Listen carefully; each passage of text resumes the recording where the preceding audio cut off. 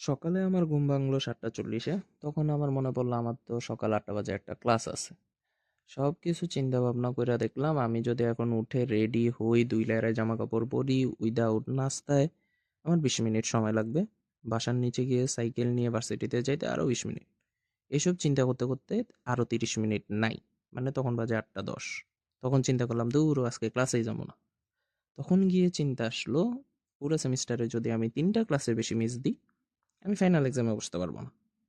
তখন সব ক্যালকুলেশন করে দেখলাম আমি অলরেডি ২ টা ক্লাস মিস করছি।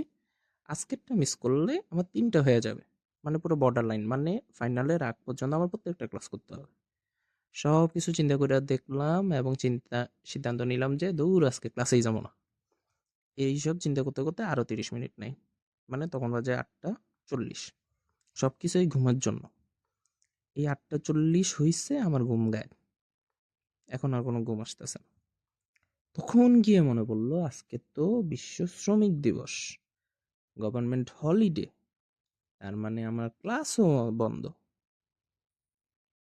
One kind of international student হইয়া এমনি শ্রমিক দিবসের সুবিধা পাওয়ার কথা, সেই সুবিধার অসুবিধাই আমি পাইতেছি। বাই দ্য ওয়ে, এটা কোলবালিশ।